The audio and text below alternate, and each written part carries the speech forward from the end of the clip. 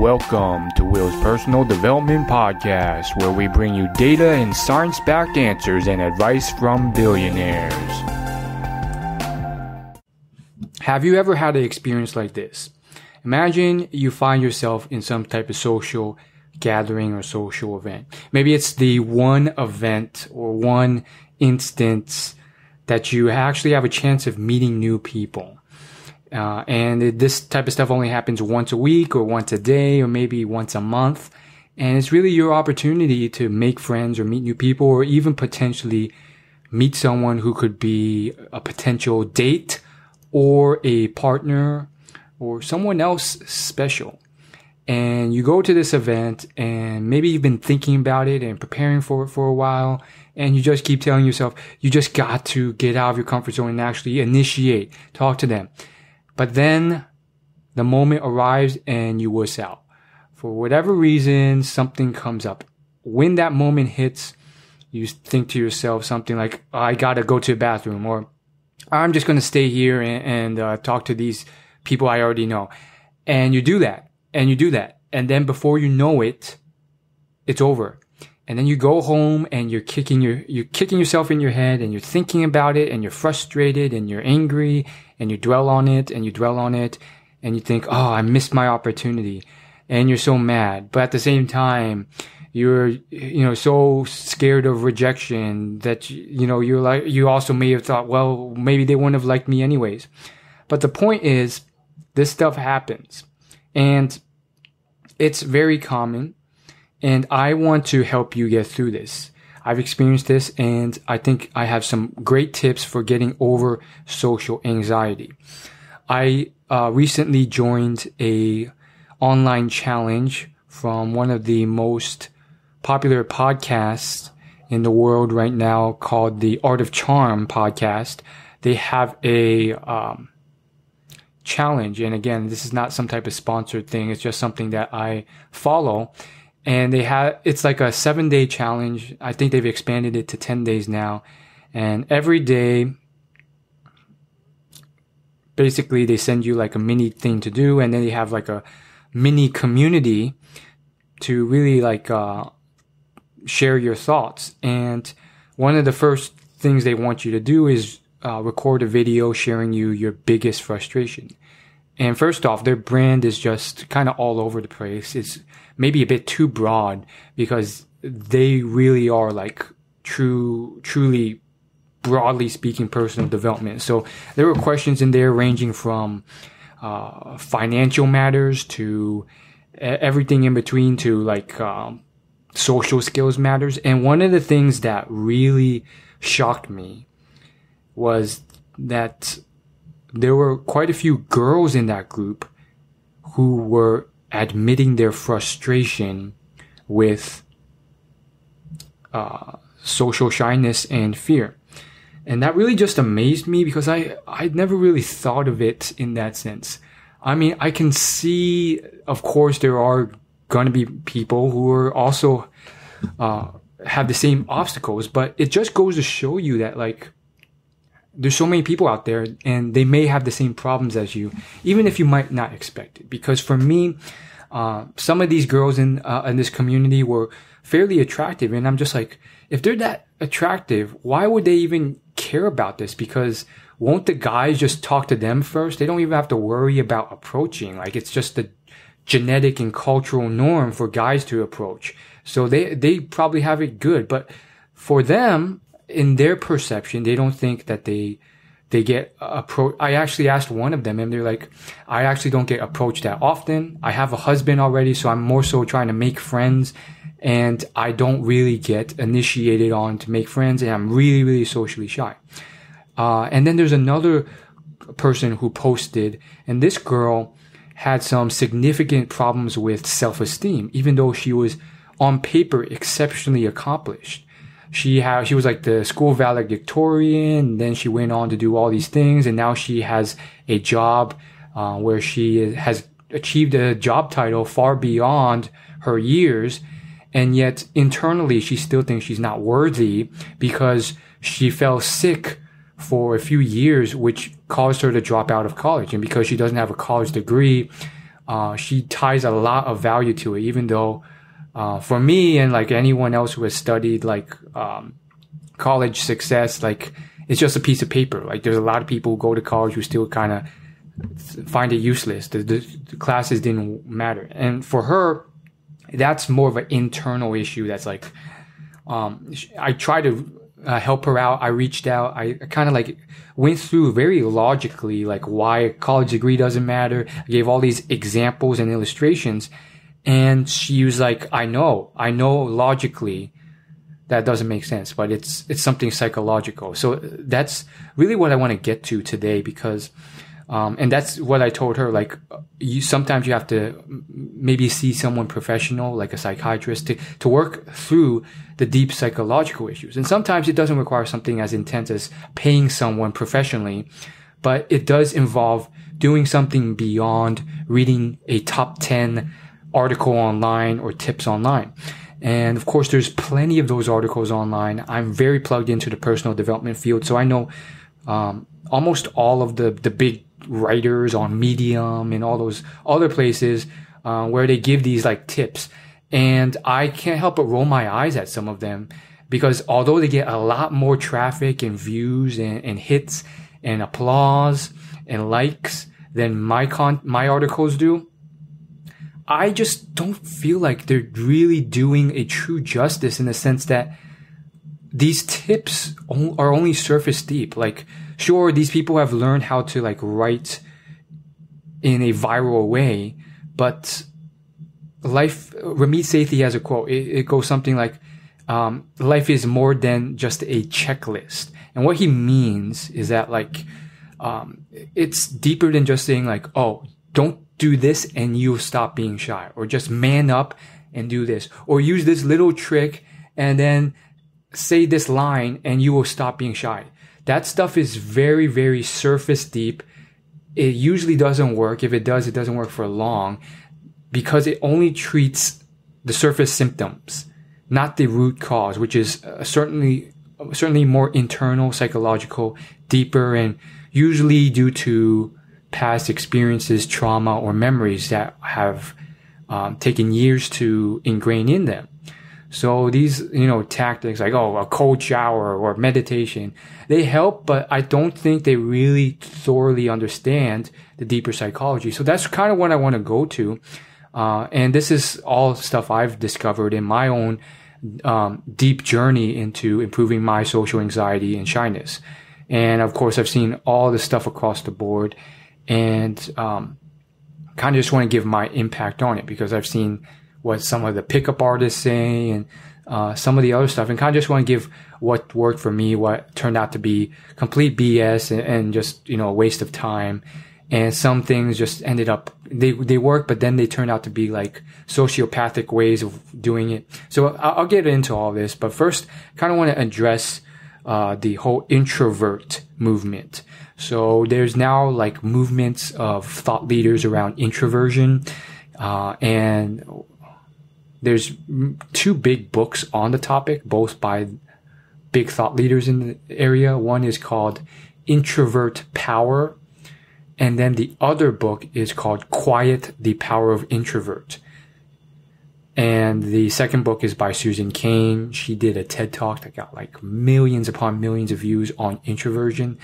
That became her like initiative, and now she like speaks and talks about leveraging your introvert powers to succeed in the extrovert world. Now, clearly there's a lot of interest around introversion. I actually even did a guest post for thewildwong.com, which is a blog by the well-known author of many popular life hacker columns, Kristen Wong. And in it, I kind of like dove deep into the problems with introversion and some of the things I learned from reading these two books. And I just kind of want to give you the too long didn't read here. The big thing that these books kind of maybe overemphasize is the fact that the world prizes extroverts, at least Western culture does. If you live in America, the US of A, you'll quickly find out that extroversion, the outgoing guy, the person who is like the center of attention, is often rewarded. Or at least that's how the book paints it. And I think there's definitely a lot of truth to that. Having said that, there's also, it's not a complete picture. There are introverts like Bill Gates, Steve Jobs, Beethoven, who have contributed greatly to the world. So their whole point was that, like, yeah, introverts actually contribute greatly to the world. And their other big point was that, don't feel like you're in the minority. The books put out some stats, and they basically showed through many very large studies and surveys that there are more introverts than extroverts in the world. It's about a 60-40 split. In some smaller studies, it's like a 50-50 split. And for me, that was a pretty satisfying discovery, because I always felt like I was in a minority. I was like the only introvert in the room. And they kind of play this into the whole idea that the reason this occurs, they believe it's because all the introverts pretend to be extroverts because they think it's cool. And then you get this compounding effect where it seems like everyone's an extrovert, when in reality, 90% of the introverts in the room are pretending to be more extroverted. So, it's pretty clear. I suggest reading the books because they do kind of like highlight how much extroversion or being outgoing is somewhat rewarded or praised in society. She goes into like the Harvard Business School grading system and how like participation is, and like kind of almost dominating or making sure you contribute in every conversation is how you're scored. So it goes into much detail on that. The problems with the books, I think, are that there's not many tips. It's just more of like a reflection on the situation, and then maybe an over extrapolation of the severity of the whole situation. I kind of want to go into what I think will help. There were a few tips in the book. I think I want to just go into what's kind of worked for me and and as far as what didn't, I will just skip that because we don't have all day. You don't want to listen to a 30-hour podcast. So let's just cut to the chase. For me, I think the book that helped the most, and again, I'm not talking from a standpoint of, look at me, now I've mastered this. I'm still working through it. I'm kind of maybe a bit farther along in the process than maybe some of the listeners to this podcast, but I'm definitely not like someone who's made it. But the book that helped me the most out of everything I've kind of gone through is a book by Dr. Kalokowski.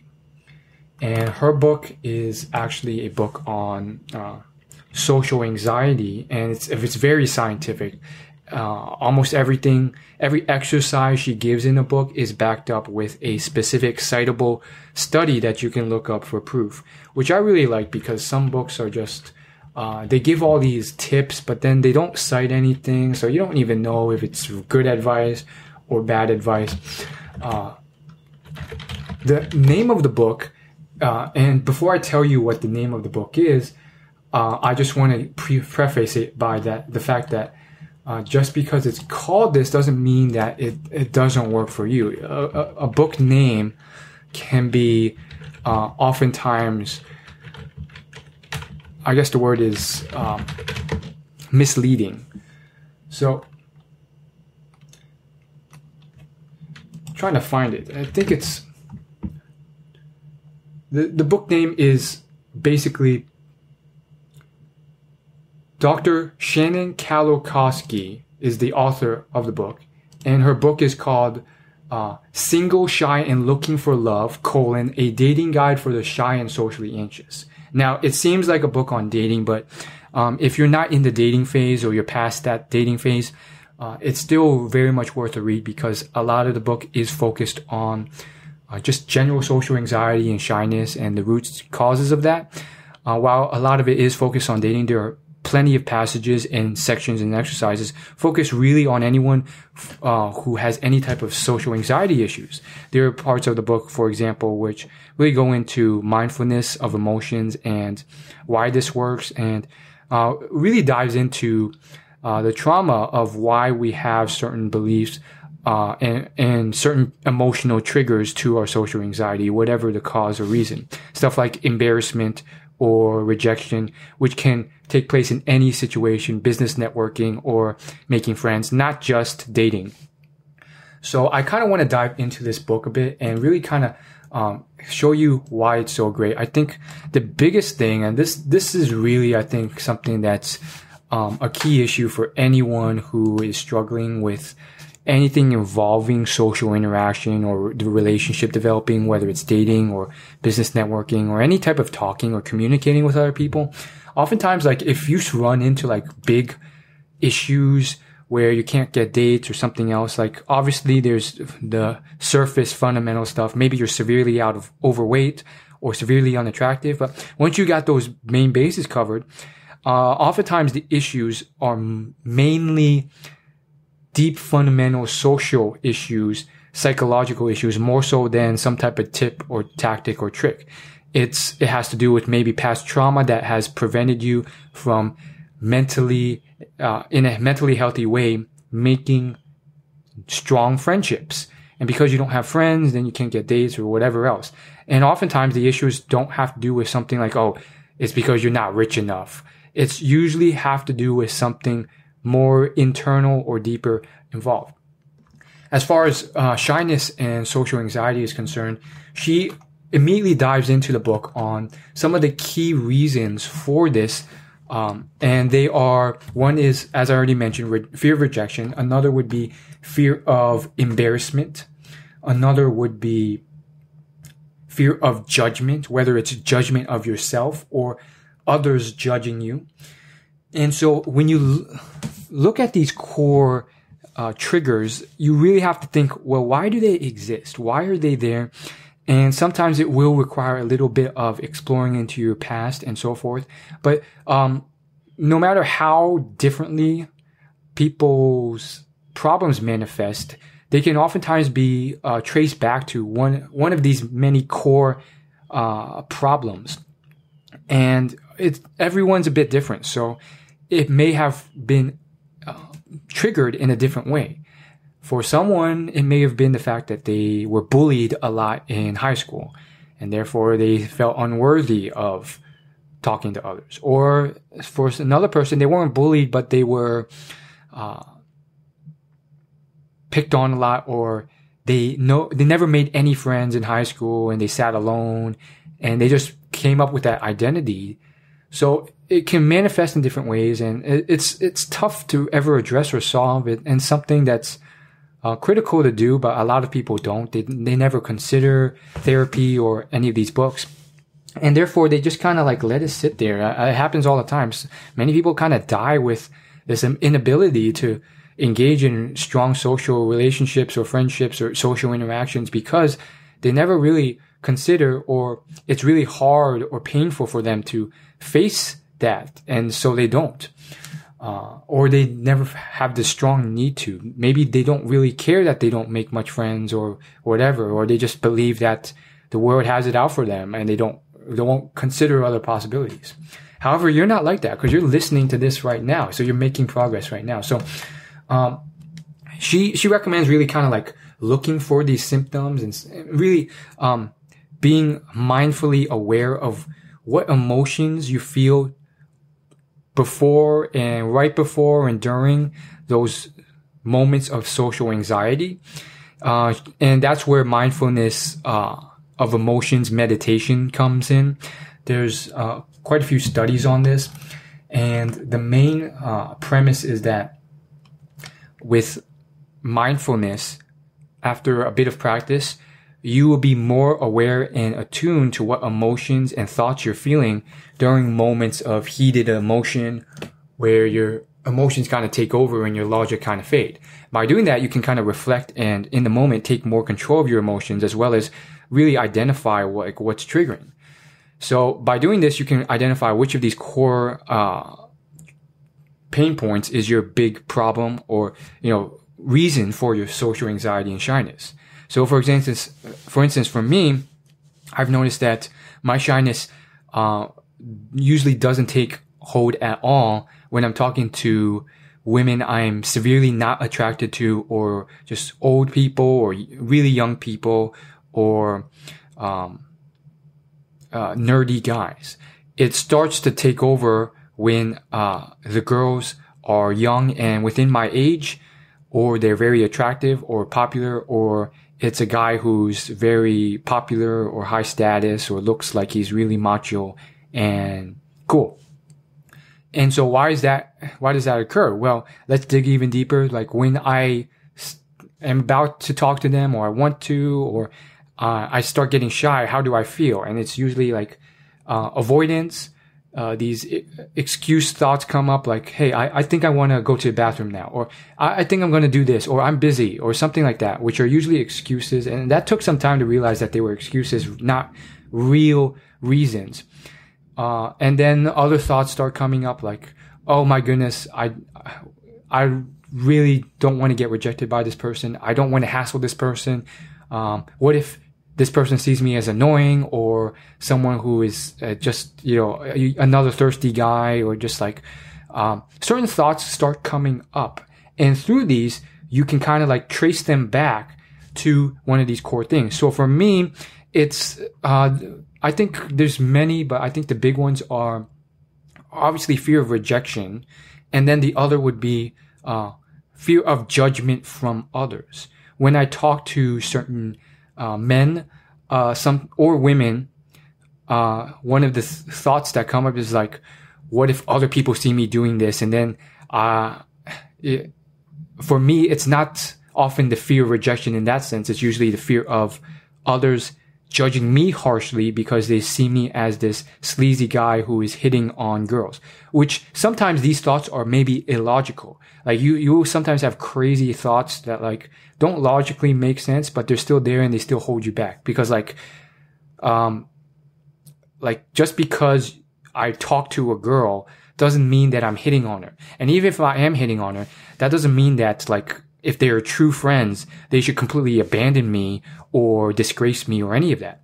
So now, once you've identified these, you can kind of even, you can start using the exercises in the book, in Dr. Kalakowski's book, and it really kind of like works through from a logical and an emotional standpoint about why these aren't true. So from a logical standpoint, it could be something like, okay, well, you're feeling this because in your past, you didn't have many friends, but the couple people who were friendly with you turned out not to be real friends, and they turned out to be guys who cared more about themselves and their selfish interests than yours.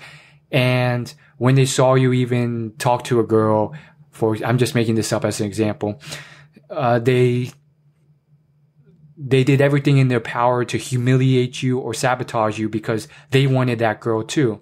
And you felt that you had wronged this person, even though he wasn't even your friend, but you thought he was your friend. So you can kind of see there, it can get, it's used sometimes, not always, it has to do with past memories or experiences. Not everything is caused by something from the past that's traumatic. Now, specifically, I want to cite a specific study that she mentions. This is a study done in 2012 by Kurkansky, Lieberman, and Krask. There's plenty of these studies and exercises cited, but basically, she really recommends playing some type of guided mindfulness awareness of emotions, meditation on a consistent basis, maybe weekly, daily, and then labeling every emotion, because this study found that labeling emotions led to lower fear and anxiety, even if you can't accept these emotions. So even if you really hate the fact that you're feeling these stabs of fear and fear of rejection, fear of impending doom, this attachment to outcome, and you want to be disattached to the outcome and more confident and whatever, just labeling and acknowledging these emotions almost even verbally or orately and very concisely rather than just like mushy gushy in your head, it can really help lower your fear and anxiety. So just acknowledging and saying, I am feeling fear of rejection right of this moment, right before you're about to approach an attractive girl, maybe that can help lower your anxiety and rejection. Now, I kind of want to take a quick breather from what Dr. Kalikowski said and kind of conclude with something that I learned from the Mating Grounds podcast. So this is a awesome podcast, and they also recommend mindfulness meditation. Shout out to Insight Timer app. Again, this is not a sponsored shout out. It's just an app I really love.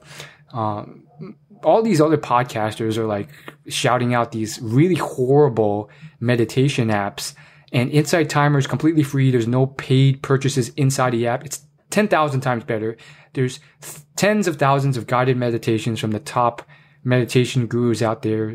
It's kind of like the YouTube of guided meditations. And quite frankly, I think these, other podcasters like Tim Ferriss are pretty much promoting like Headspace and the others simply because they're being paid for it. Not because it's the best app. But I recommend Insight Timer if you're into that mindfulness awareness thing. But the Mating Grounds podcast kind of goes into social anxiety even deeper.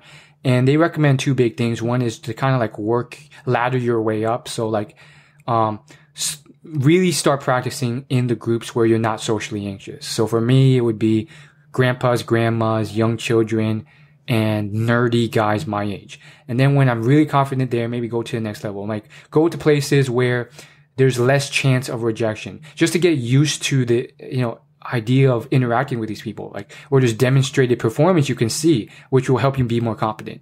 So an example would be going to a sports bar or Hooters or just somewhere, maybe not as crazy as that, like an actual bar, but like just like go to Express or Banana Republic where there are sales associates there who are women your age, and just start talking to them and realize that like the world's not cracking under your feet when you talk to these people, and they're not rolling their eyes and saying, oh, another guy hitting on me, and then like sending you to jail or something crazy, something that your body thinks will happen or whatever. And you get that, you're laddering up and really seeing progress, and you can kind of go from there.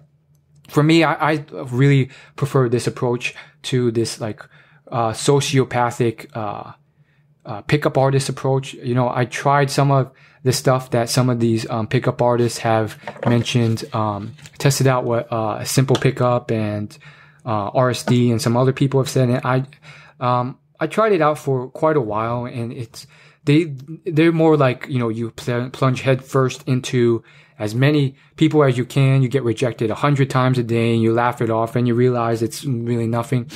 That type of approach, I think it more so traumatized me. And then I took a long break from any type of work on social interactions for a while because of that. So, it didn't work for me. It could work for some people. It did work for some of those pickup artists, but, I would advise against it.